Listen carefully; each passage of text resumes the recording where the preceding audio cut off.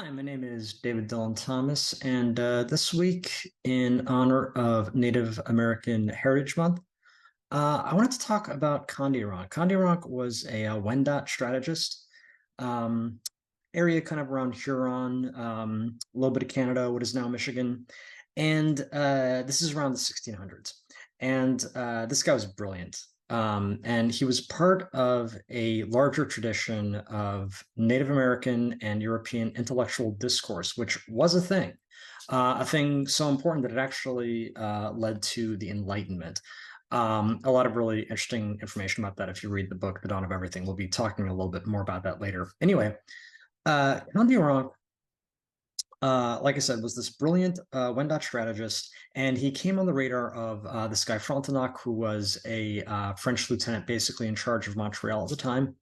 And Frontenac was so impressed with Kandiaronk that he would have his officers come to Frontenac's house and debate Kandiaronk and lose. He would wipe the floor with them.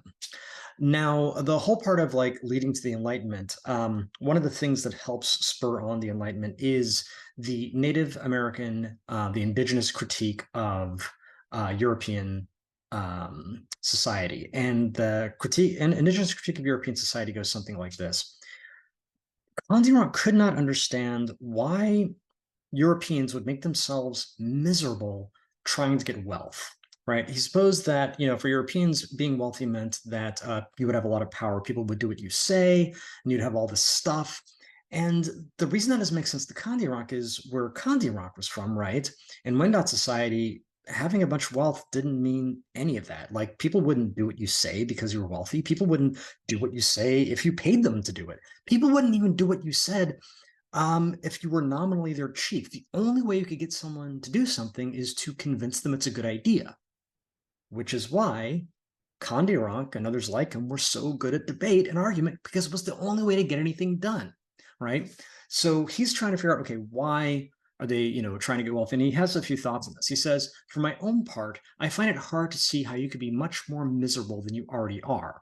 What kind of human, what species of creature must Europeans be that they have to be forced to do good and only refrain from evil because of fear of punishment, right?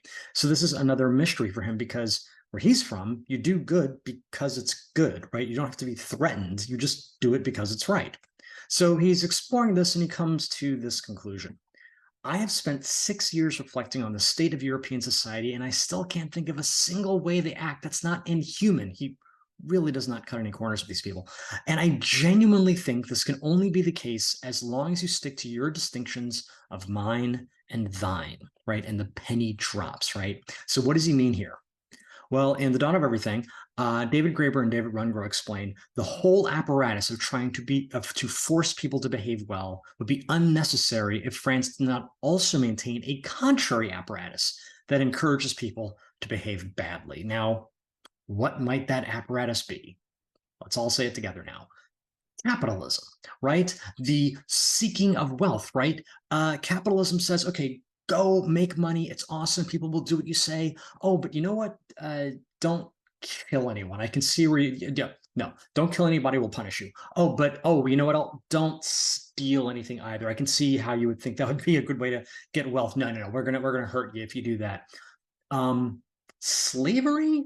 You know what? Let us get back to you about that, right? So you have this whole contrary apparatus, and that's kind of the thing that Kandiaronk is critiquing and kind of pointing out that, helps actually lead to the Enlightenment, among other things. So just wanted to point that out and sort of highlight that moment of Native American intellectual discourse that I think is really important and fascinating. My name is David Dylan Thomas. I give talks and workshops. Think about that for your company or event. And I got this book, Design for Cognitive Bias, and that's all for now. Feel free to like and subscribe, and we will see you next time.